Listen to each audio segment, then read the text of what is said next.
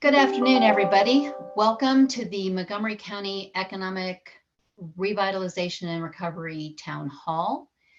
These town halls have been established by County Executive Mark Elrich in order to give our business community direct access to county leadership and update information on all things COVID related, where we stand health-wise and what programs might be available for businesses out there. I'm Judy Stevenson. I'm the county's small business navigator, and I will be your host today. So I wanted to give you an update on some programs that are available or have just wrapped up. Oh, I also wanted to mention that this program is available to be interpreted into Spanish. And our interpreter, Miriam Lev, will be providing that. In order to access the interpretation, there's a globe icon at the bottom of your screen. If you'll click on that, you will switch to the interpreted version. And good morning, Dr. Bridgers. I see Dr. Bridgers has joined us today. I know his time is limited, so I'm going to go ahead and turn the platform over to you, Dr. Bridgers, so that you can give an update to everybody on our current state of health as it relates to COVID. So good afternoon, everyone. And yes, my time is limited. We've been unpacking the CDC's recommendations for third shots using yet another vaccine, the Moderna vaccine, as well as boosters for those various aged populations since about 4 o'clock this morning, and after almost, it seems like immediately after the CDC's director, Dr. Walensky, overruled some of the CDC's ACIP recommendation. Mr. O'Donnell, I've asked him, who is our public health emergency preparedness and response manager, to join the call and give a crosswalk, since I have another call scheduled with the Maryland Department of health officers around the same topic. But what we're doing is we are unpacking the vaccinations and the boosters. So simply put, the third shots will be available for those individuals who are immune compromised. The vaccines that will be used for this cohort will be the Pfizer and the Moderna, and it will be at full dose. The other two categories, as we continue to unpack it based on my notes here, will be, I'm just going to categorize it, and CDC hasn't updated their definitions of underlying health conditions, medical conditions, or occupational conditions as of this morning. And so once we receive additional information regarding that, we will put together a series of information and press release for the public so they will know where and when we are administering the vaccinations. We will be administering those boosters Monday through Friday, as we've done before at our current sites, 9 to 7. We have the definition for those individuals who are age 65 and older and who received the Pfizer vaccination, and for those individuals who are age 18 years and older who have underlying medical condition, again, for those who have received the Pfizer vaccine. Now, Moderna and Johnson & Johnson are still submitting data to the Federal Drug Administration, Food and Drug Administration, regarding the efficacy of their vaccines for a second shot, booster shot for the Johnson & Johnson vaccine, and for a booster shot for the Moderna. Now, there are some questions around the data, and the efficacy is still high, but there may be some variation in the dosage. And so we do know that the Pfizer and the Moderna are at full dose. So that means that individuals now are eligible to receive a booster shot if they fall within one of those previously mentioned age categories, or categories where it would allow them, if they have an underlying health condition.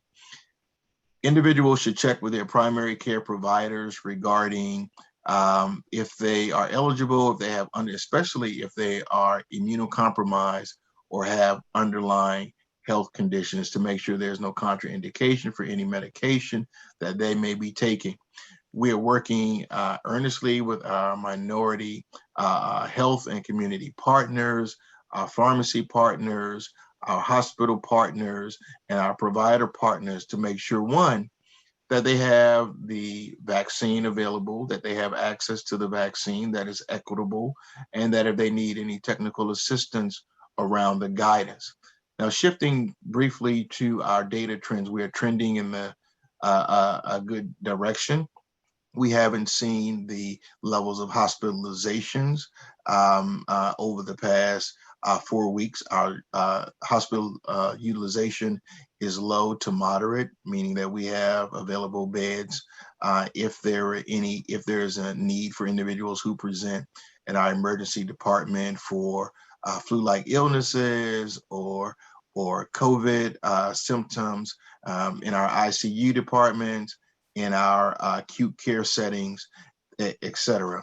And so we continue to monitor the data, plan for boosters, and then lastly, we continue to crafting our strategy to vaccinate our school-age populations. We know that data has not been formally submitted or reviewed that I'm aware of during this presentation, this town hall forum regarding vaccines for school-age kids who are between 5 to 11 years old.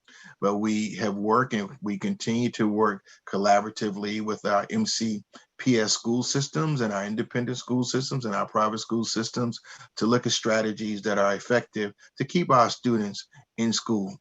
We realize that there may have been some initial challenges in our strategies regarding keeping our school age kids in class, but we have put together collaboratively with MCPS a robust point of care testing strategy where we identify those individuals who are symptomatic, and we're able to quarantine those individuals and keep those individuals who have not had a close contact or have not been exposed in our classrooms. And as we look towards the horizon, deeper into the fall, I should say, in administering boosters, vaccinations in those settings.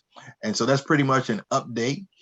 Based on recall from this morning, from all the data and the literature that I've been reading, we continue to look at effective measures to keep our students, for example, our test to stay model that we've had conversations with the Maryland Department of Health and looking at a modified way to quarantine where we would administer to those students and parents who opt in a strategy on an interval schedule so that if there was a known exposure, we could keep them in class if they were not experiencing COVID-like symptoms or symptomatic.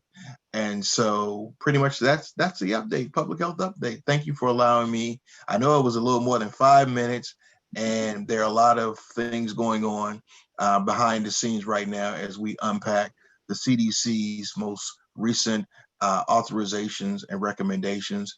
And so we will provide additional updates on our Montgomery County COVID-19 portal. So stay tuned for additional updates later on today as these recommendations and authorizations evolve.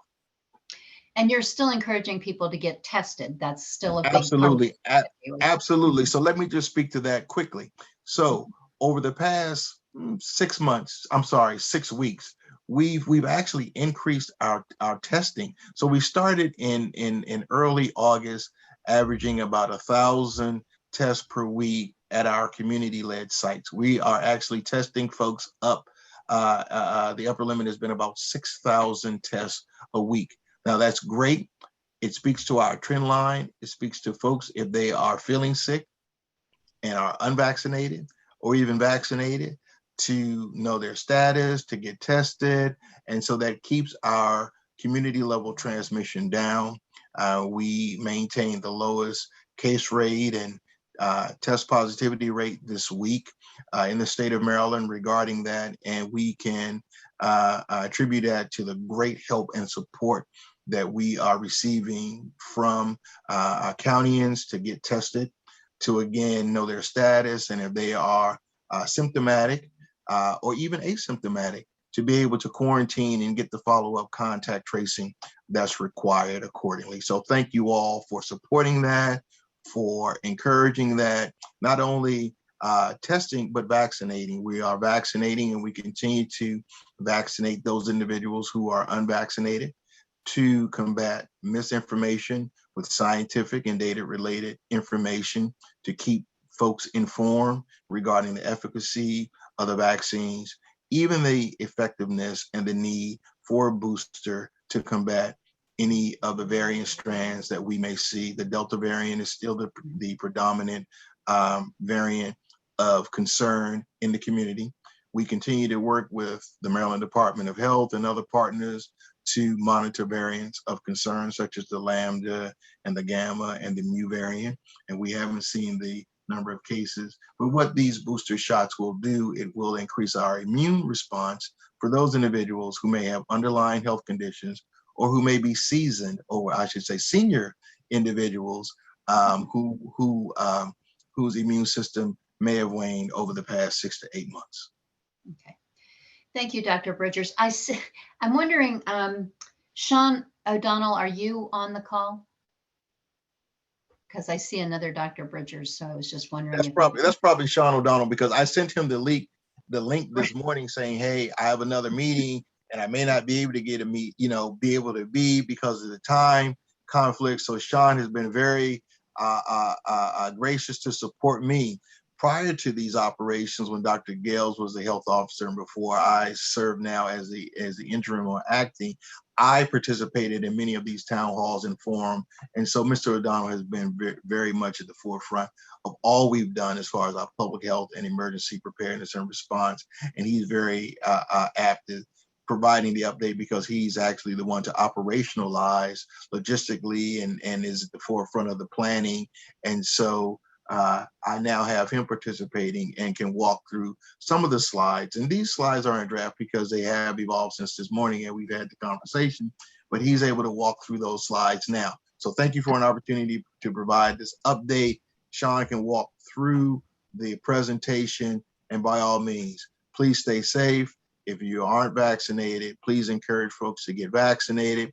Those public health practices that have got us thus far in a safe environment continue to be wearing masks or face covers in those spaces that are indoors and are tight, and amongst individuals who may not live in your household. Continue to wash your hands for 20 seconds or more to eradicate any viruses that you may have touched upon in those high touch spaces, rails and doorknobs, etc. And again, continue to maintain those social distancing and physical distancing just as a safeguard. And I think that as we continue to deploy these safeguards, get vaccinated, to get more folks vaccinated, we will get through this. So thank you. Thank you for being with us, Dr. Bridgers. I know how busy you are, so thank you. Thank you. And Sean, if you have a few moments to provide a bit more, as Dr. Bridgers said, maybe on the logistics, we would certainly appreciate that. Certainly, I'm happy to. I'm going to share some slides we have, which really shows the data a little bit more eloquently. And here we go. Okay. Yep. So, and can you still all see that? Yep. Okay. I'm going to go through some of the data rather quickly, largely because I think you all have been paying close attention to this in our county, but I'm happy to circle back if anyone has individual questions about any of this. From the standpoint of where we are with vaccinations, we have our CDC estimates for where we are, and that includes everybody in the county, includes our youngest members of our county who are not eligible to be vaccinated yet, those under 12. And I'm going to discuss in a few minutes of what we're going to do for that when they become eligible. But if you look to the right, you can see where we are with at least one dose or both doses. And of the eligible populations, that's the middle set of bars. Everyone who is 12 and over, 88% are fully vaccinated. 97% have at least high numbers. Those are, in fact, the highest numbers in the country of any jurisdiction that is 300,000 residents or more. You can see of our most vulnerable populations, those over 65, those numbers are even more impressive. And then again, I just want to explain that the 12 to 17, we give estimates. It's a little bit harder for us to know exactly how many people are in each age group when we start splitting this up according to vaccine eligibility, because that's not how the census numbers track things. So we have to extrapolate a little bit, and that's why we get some estimates there. When we look at what's going on with transmission, you can see that we have had a rise of transmission really. And you see that over the last week or so, we've started to see those numbers come down just a little bit. We're hoping that that peak continues to come down. This is what it's looked like across the state and across much of the US as the Delta variant really caused a rise in transmission and then a bit of a leveling off. And we hope that comes down. But again, we are a little bit at the mercy of how this disease works. We certainly know that our residents have protected themselves as much as possible with vaccinations. At least most of our residents have. When we, I'm going to fast forward through this just to again highlight where vaccinations have occurred and where we still would like to do some more vaccinations. A month or so back, much of our county map had areas of pink that needed more vaccinations.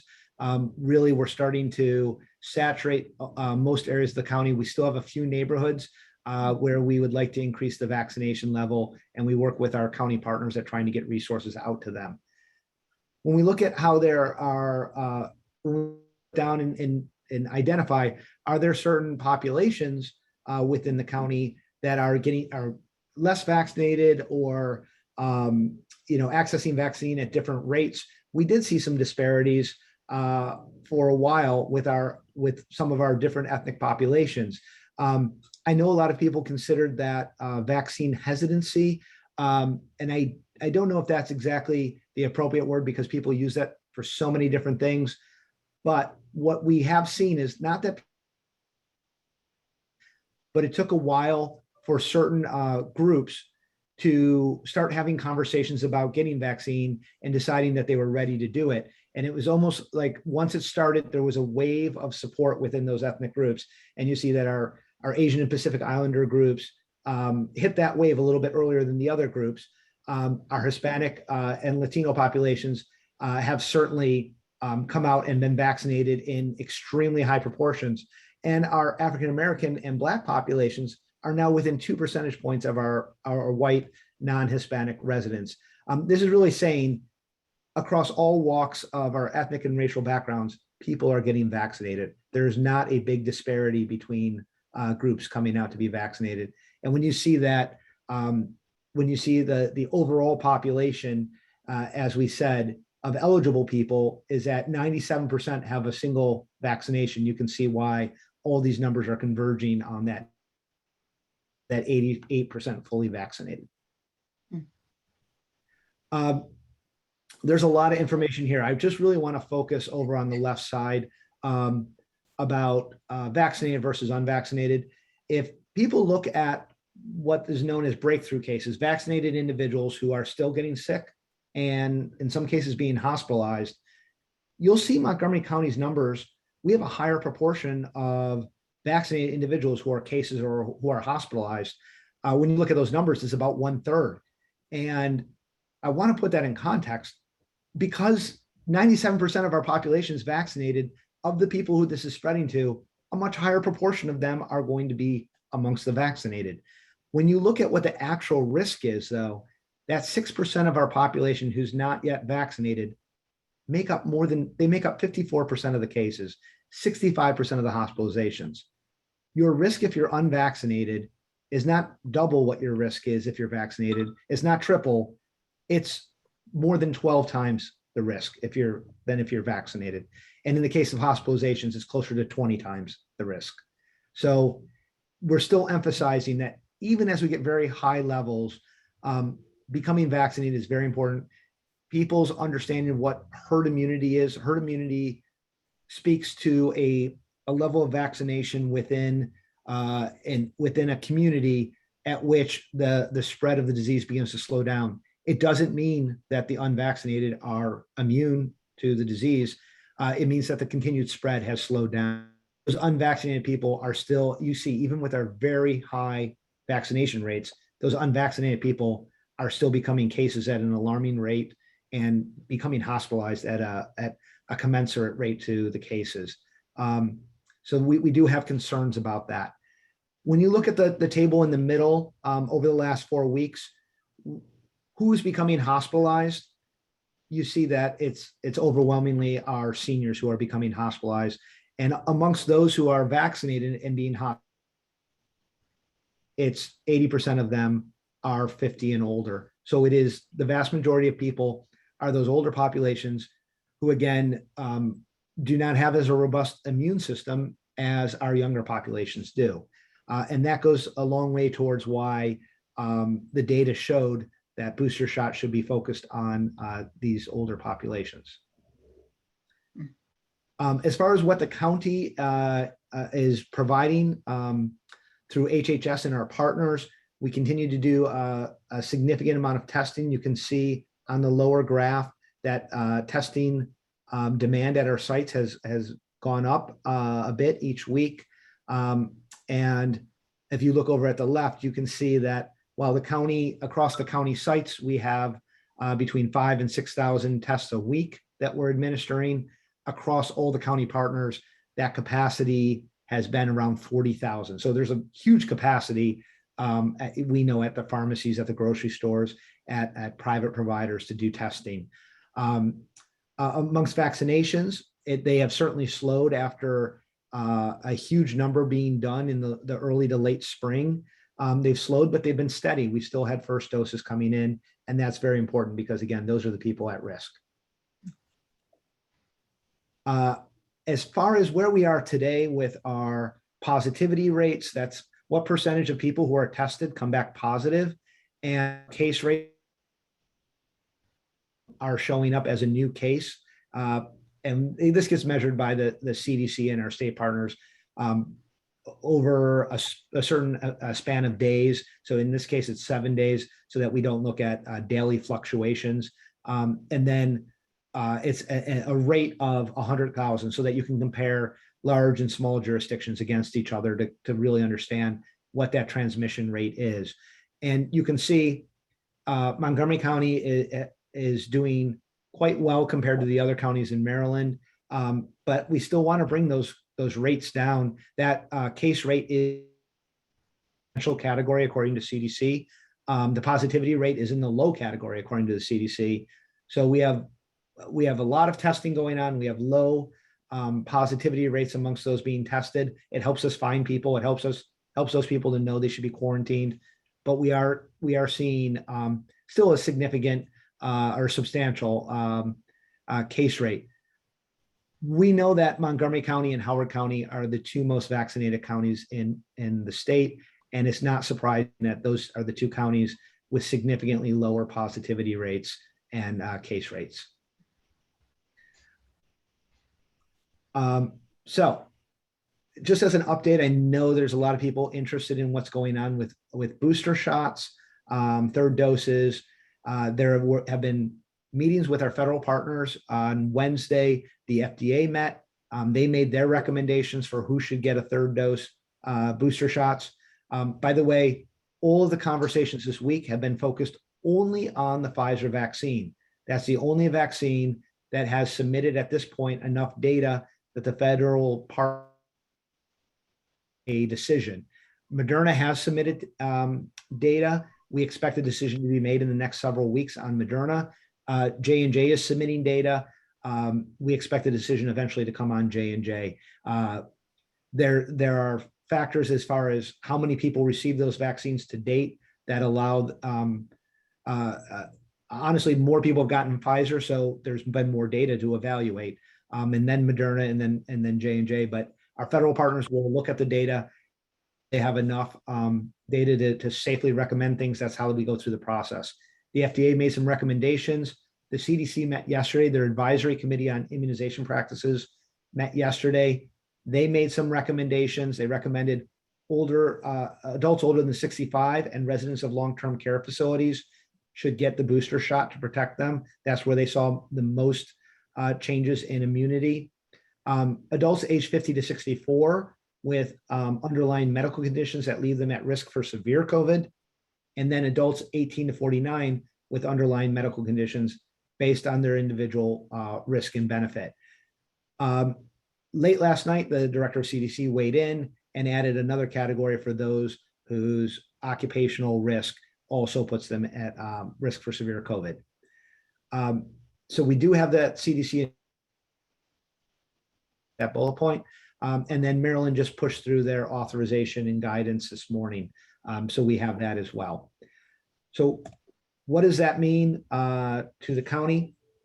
Already, individuals with compromised immune systems were eligible to get a third dose.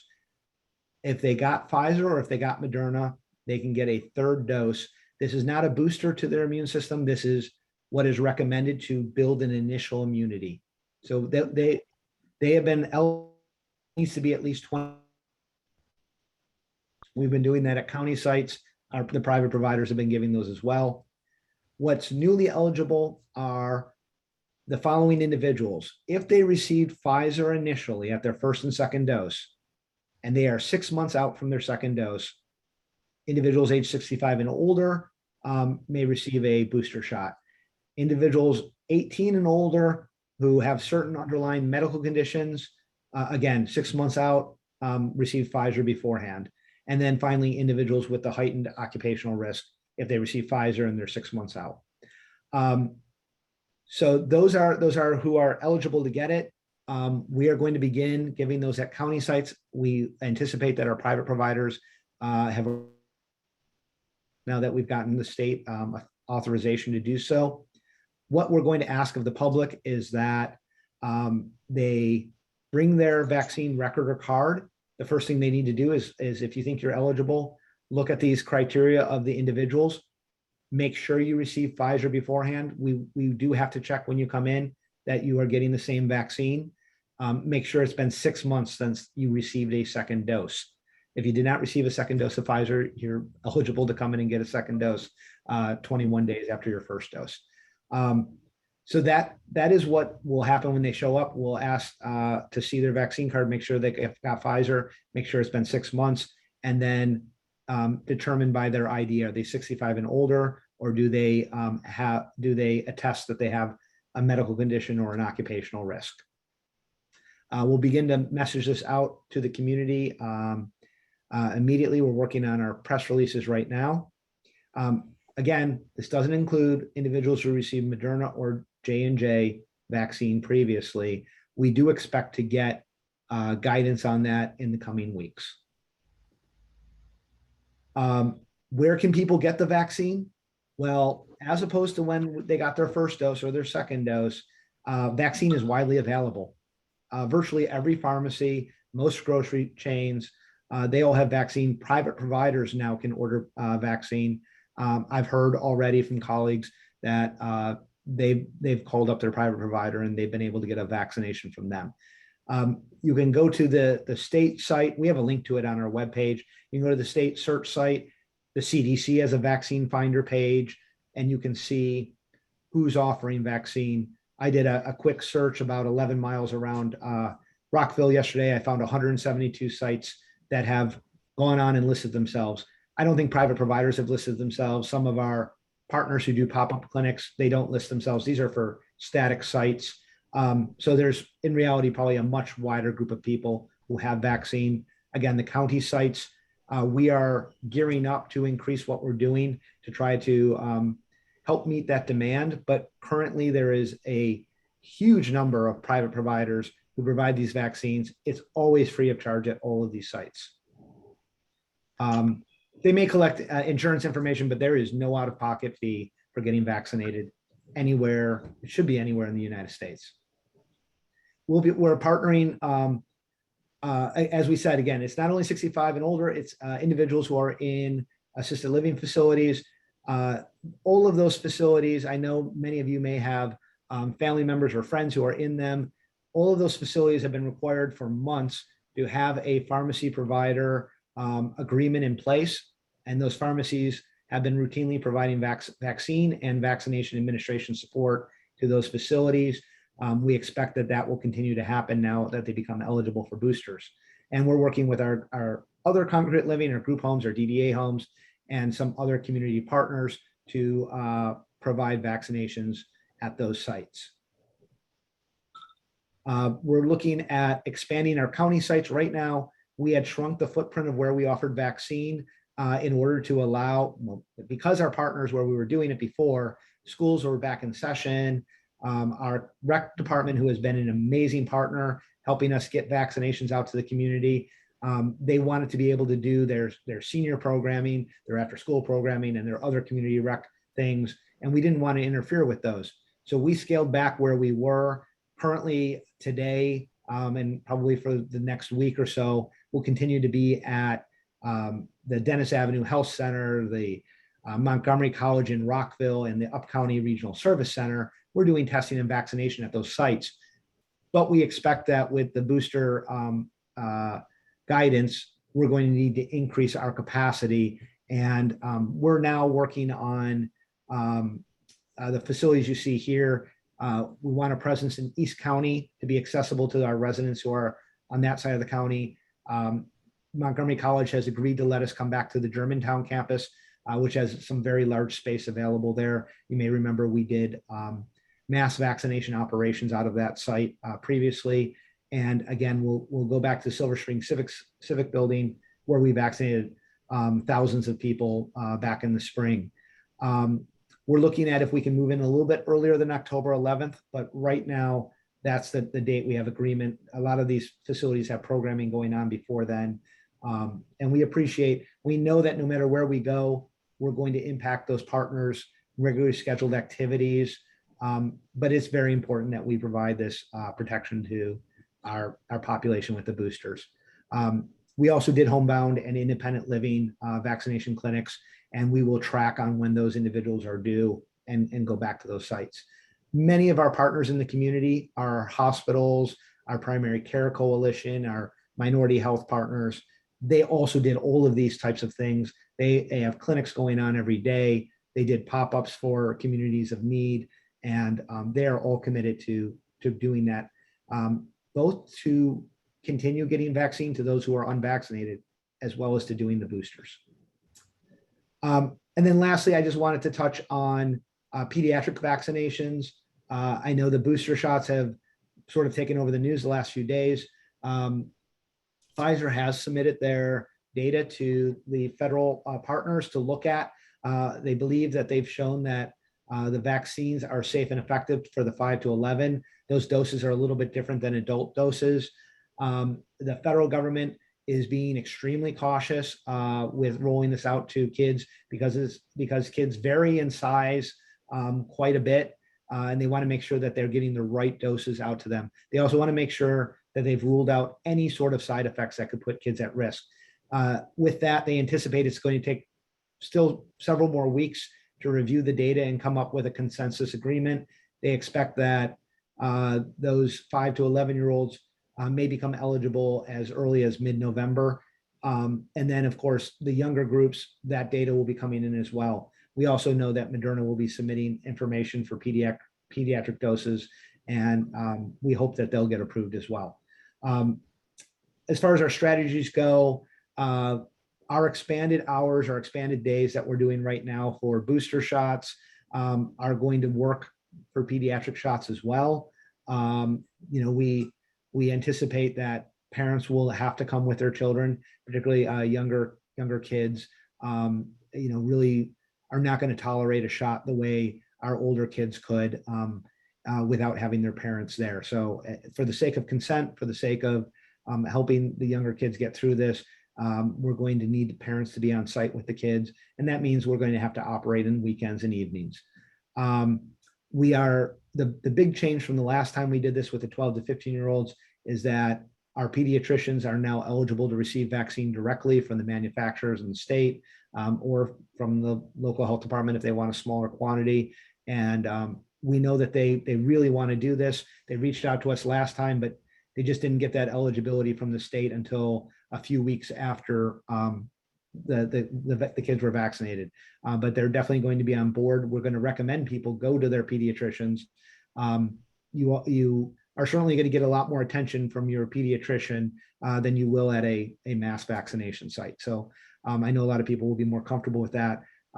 But we did a huge number of pediatric vaccinations back in May, June, and July when they first became, I think it was June and July when they really first became eligible. And we're more than happy to provide those services along with our private partners. And of course, we will continue to coordinate with our school systems to get messaging out. Our school systems have been one of the most revelatory partners in convincing people to get vaccinated. A lot of times people just needed a trusted voice to say, yeah, you should get vaccinated.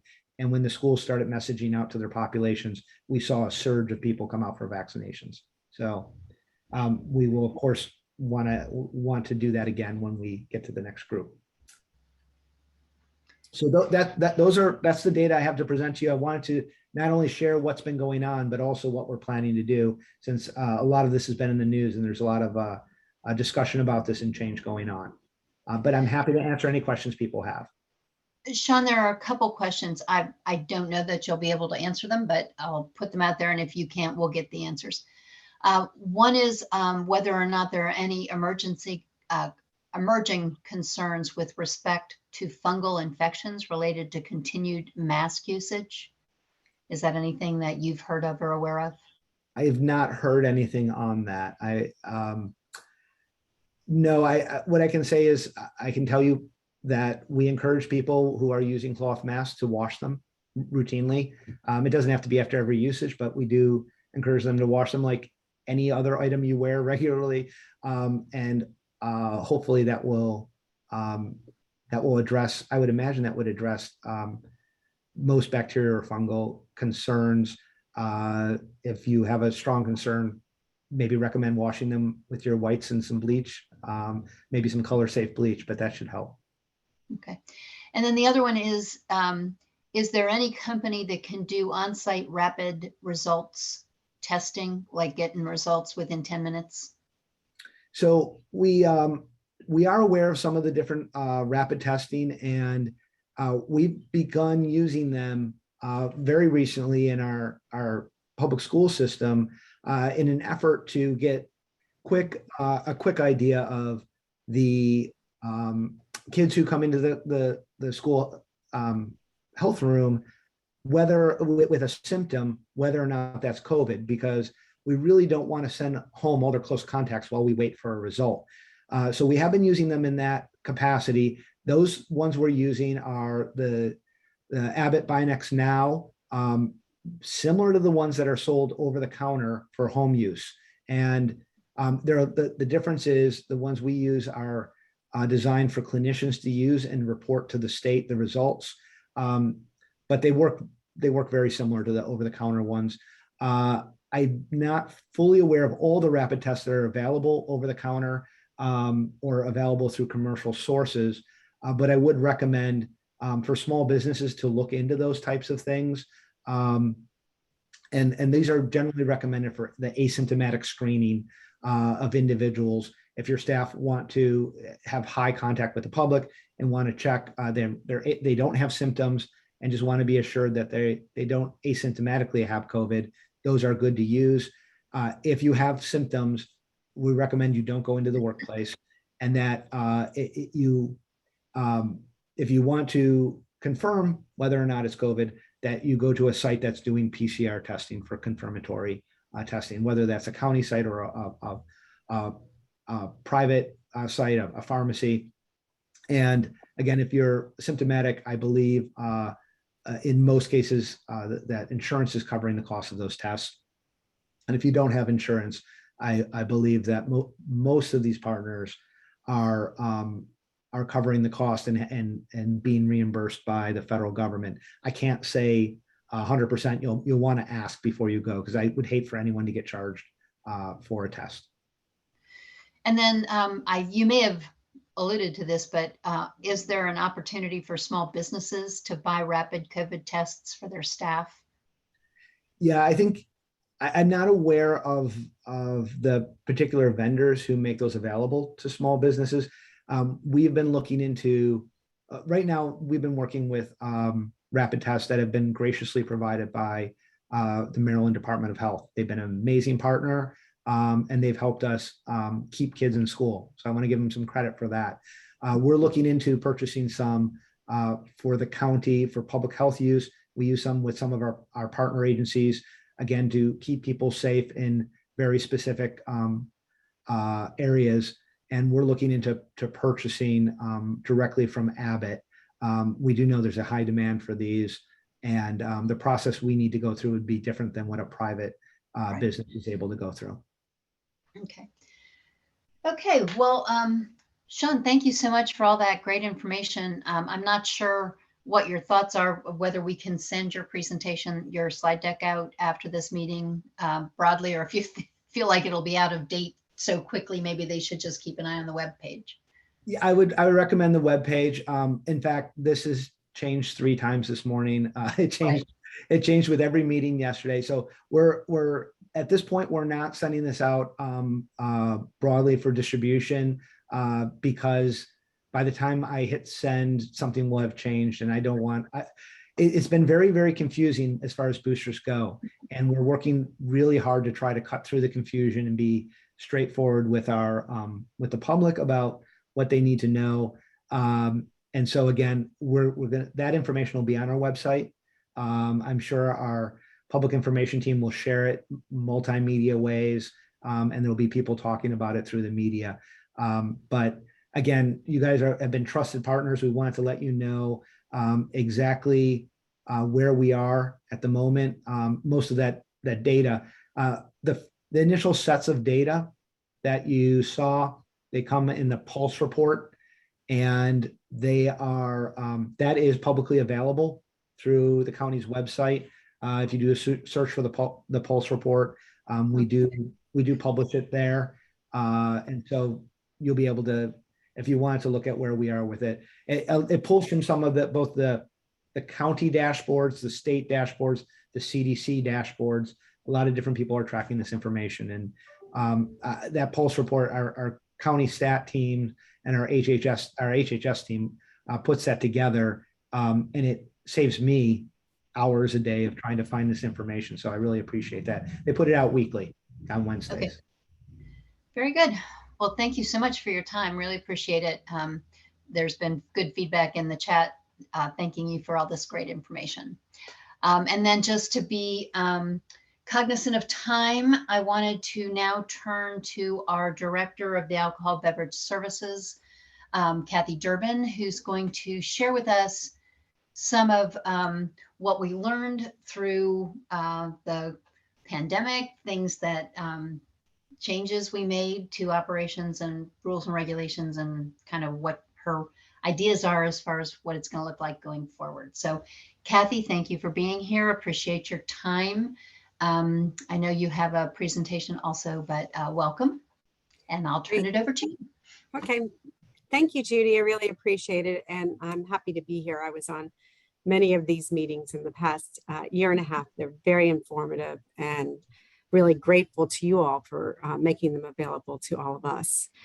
It's funny because when you talk about alcohol, and traditionally people say this is antiquated, this never moves, nothing happens. And I feel like, we've all been moving at a great speed. And so this has been very important to share information. I'm going to try to share my screen as we speak here.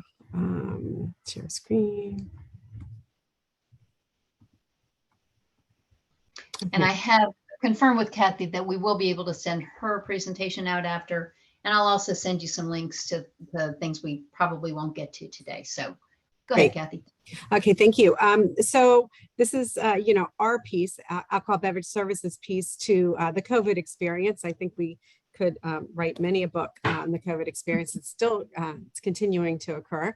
But I'm going to stay pretty high up here because there's a lot when you start thinking about and reviewing. You have to sit in a room with multiple people really to kind of figure out what happened the last year and a half and what continues to happen. I will say for businesses, as you all know, there were closures when COVID hit quickly. Especially the on-premise restaurant model had to close their doors except for takeout and carry out. People in the community were actually shut down. So we were very frozen in time at that point, and people were very concerned about going out and the spread, not knowing, what would happen if they did go out, or if, people, the fear of becoming ill. So the closures made us really kind of go into the mode of what can we do for the businesses. We were able to, through the National Alcohol Beverage Control System, we were able to work with them. They were giving the different jurisdictions dollars to help with any type of economic development. So we were able through them to put $10,000 into the economic development, some of the grant programs, just to kind of kick it off. This is before we had trouble finding something actually at that point, because it was very new to everybody. We were working closely with the on-premises to help them if they wanted to do the off-premise sales. When this happened, it was so quick, as many of you know. People didn't have the supplies to sell carry out drinks when that's not what they did. They didn't sell to go. They were only like a restaurant model.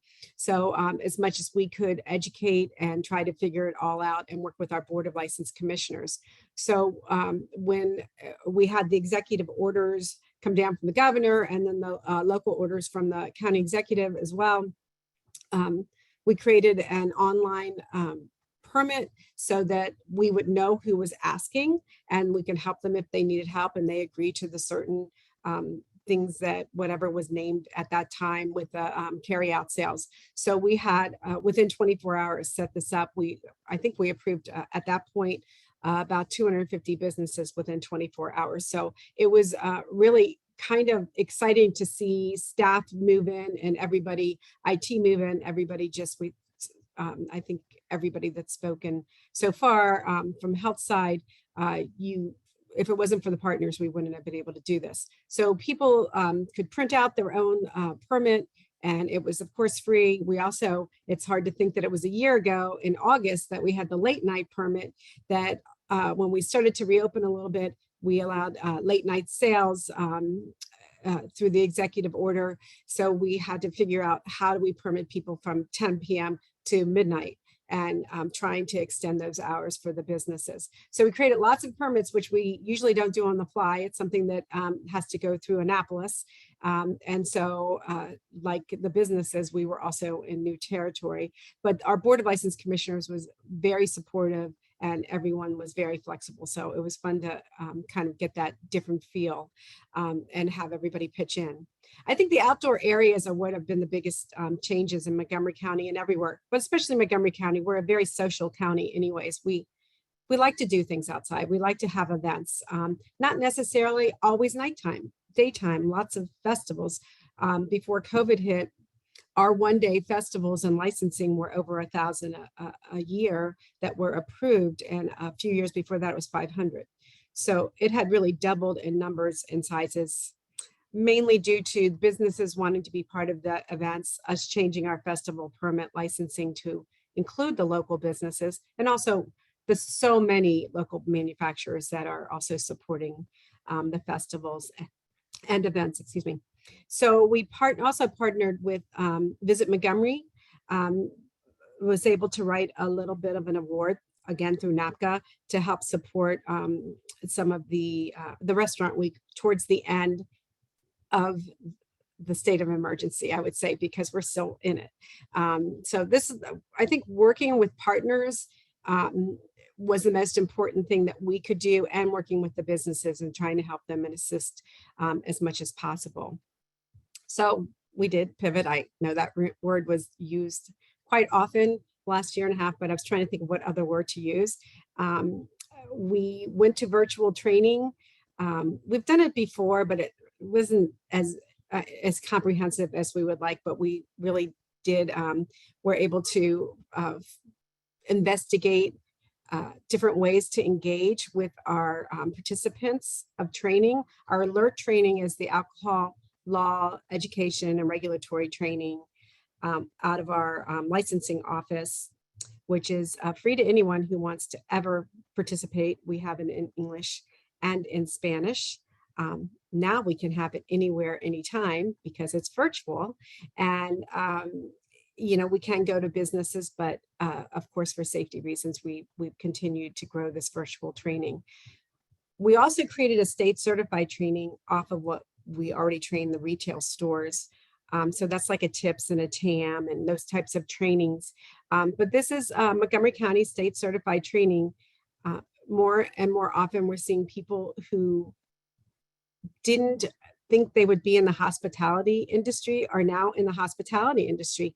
And I think we're going to see more of that with the shortage of staff and people trying to find people to work in their businesses. So this was really meant when we started it for those people that normally hospitality wasn't their main focus. For instance, even the theaters, they have people that are actors. They weren't trained in hospitality, even though they're wonderful people and they're very hospitable, but to understand the laws and the rules and regulations. And it's a state certification that's approved for 4 years. It's also mandated that license holders have somebody on premise at all times with this certification. So through this this mini grant, we received another one for this year. We will be able to train people for free. And so we were able to train hundreds of people with alert and with the state certification. So the alert's a little bit of a shorter snapshot. I would say the thing that was really the pivot was the Board of License Commissioners and regulation in general. We were also working, and really we've always been partners with the health department, but we were in deep. I was part of, and still am part of the letter of approval team that met weekly, learned a lot about health issues and especially about this pandemic. And we were regulating mask mandates, capacity issues, things that we normally don't go to. Our partners would, and they would come to us. Tents, any kind of tent you could imagine, as most people probably remember, and will be like deja vu this year. Probably a lot of people will want to have outdoor areas. And we had and we still do have a safety alliance model that was from the Responsible Hospitality Institute that we implemented about 15 years ago to work with different agencies and departments around the county. We implemented that model with the health department and with emergency management, and actually visited all the businesses for those. We were short staffed as well. There were a lot of people that because of illness or illness in their family, or for one reason or another, we were a little short staffed, but as a team, we could do it. We can go out to visit the businesses and help them and assist them with their questions. Also, the board took all the penalties and fines at that time and either waived them completely or cut them in half. So it was something they did on their part to try to help assist the businesses. For the most part, there weren't a lot of violations. It was more conversations. It was educational. It wasn't about penalizing people. So our warehouse went into action and worked with the suppliers and the local, it's funny when we think back on this, because this was a scramble time, and worked with the local distilleries and helped keep them in business, actually, by, supplying. We had thousands and thousands and thousands of bottles of sanitizers that were made through the local distilleries. And I think some of the wineries might have gotten into the act as well, maybe breweries. But it was really quite interesting. They weren't selling the products that they thought they would sell. These restaurants were closed or kind of in limbo there. So they needed to make more product and they needed to stay alive. So this is one of the things that they were able to do, which really was a godsend. The hours changed at the warehouse. Deliveries still occurred, but we of course had probably half the staff that we would have had. And the ABS Communication Center actually went completely offsite. We'll probably stay offsite and virtual, but it was stronger than ever. It's the calls I hear them when I'm in the office, there's one ring, it's done, like they're on it, and it's the hours are more varied now. And it really was interesting to see even though we weren't delivering like we normally would. It wasn't as many businesses that were ordering product. I will say that the beer, when COVID hit, it was St. Patrick's Day week. So that was a big issue for everyone, the businesses, as well as the beer industry in general, because there were a lot of kegs that were returned. Everything just stopped that week before a lot of the events had occurred. So our retail stores stayed open. We had some limitations because of the executive orders for capacity limits. In the beginning, I would say any off-premise retail probably got slammed. People were afraid they were going to be stuck at home, and they were loading the pantries and purchasing products. So you really had a front end, this is going to last a month kind of feeling. People are going to stock up on their favorite wines and get what they need.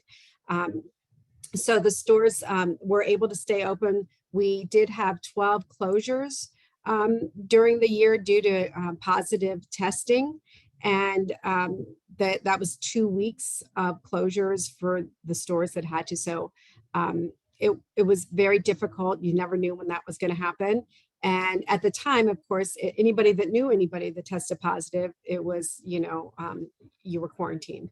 So we had to, like many of the businesses still do, have to recognize that there are still mask mandates in certain areas. And how do you police that and not make it, we actually had a store manager who, a gentleman broke his nose in a fist fight because he didn't want to put a mask on. So it was very confrontational, especially in the beginning when it was new to a lot of people. So keeping our stores clean and safe was very important. I will say the local manufacturers, we did a couple of webinars during the heat of the state of emergency, and the webinars were quite interesting, and talking to local manufacturers to hear their story, how they stayed alive. And many of them were quite grateful to our stores because they were able to put products in our stores and people were shopping in our stores where normally, you can't hit the 26 stores at once. So it was really a blessing for them in many respects to keep them in business and help them go, stay in business during this time. So that was a really great, I think, stop and look and think of that moment of how we can be even more of a resource to the community at large. So supply chain issues, we're seeing it everywhere. I need a new car. There are new cars. Don't tell my car that, but I do need a new car. But it is, everywhere you go, you're going to see those issues. Starbucks, any coffee shops, any of those types of things, you're going to see it and you're going to hear about it. And it is happening now. It's nationwide. So staffing, product, alcohol products being maybe shipped over. If it's a product from another country or some of the materials from another country, they're stuck in ports. Nobody can drive them to their destination. There's a glass shortage. Apparently Coors Light can't find brown bottles. It's really interesting to see how this is playing out. Luckily, there's a lot of different types of products, and we are able to have other options for people where years ago it wasn't so much. If a customer goes onto our iStore at ABS to order, a license holder, they will see what other people are ordering like orders. So if we don't have it because there's a supply chain issue, hopefully we will get it soon. But I know the suppliers have been working really hard and we've been meeting with them quite often. And so is a lot of the other wholesalers around the state. So we're working hard to try to get those products and more into the hands of the license holders, the businesses, and whatever we can do to help. It's looking a little better for some of them, but that glass shortage is, I think, really hurting, and the staffing. There are no truck drivers. It's been very difficult to have licensed people. I just saw on TV last night that they were thinking about having nurses graduate early because they need nurses. So it's going to be us helping to train these people that come back in and try to hit these jobs. And hopefully we can be a resource. So just quickly, there's been a lot of legislation flying around and a lot of conversations last year. I was really surprised at some of the conversations on the state level because everybody was in the middle of a pandemic. But one of them was relevant is SB 205, which was the carry out cocktails in the state of Maryland. And this allowed the local jurisdiction, the Board of License Commissioners, there's 25 boards in the state, to, if they decided to continue to carry out after this, following the state of emergency, they could sell by the drink, allow the business to sell by the drink. So our board, of course, did allow it. And we do have it on our website. We have about a little over 400 businesses that applied for the permit during COVID. After the state of emergency, when we send it back out, we have probably it's around 125 businesses now. So about a quarter of the businesses are still interested in buy the drink. Those that have it either just have it because they're waiting for the other shoe to drop and they're afraid we're going to have another closure, or it's very important to them. So I don't want to belittle, I don't want to say that because it's less people, it's not important. To those people that have made it work and that it's worked for them and they do it in a productive way and it's helped their business, it's very important. And this is something that the Alcohol and Tobacco Commission on the state level, part of that bill was that they would survey, collect data, research, see how this is impacting our state, especially for health and some of the alcohol permissions that have occurred. This is a sunset provision in 2023. We haven't seen a lot of issues, but there hasn't been a lot of follow-up. We are doing carry-out surveys right now to the businesses. So our outreach team is speaking with the businesses, and it's been very interesting to hear their story. And like I said, for some of them, it's really working. During COVID, you could take your drink as a consumer and walk anywhere you want to. When the state of emergency ended, that became open containers. So in essence, you're selling that drink and it should go home. It should go to a destination place that's allowed, alcohol is allowed. So it's not an open container because we have those laws.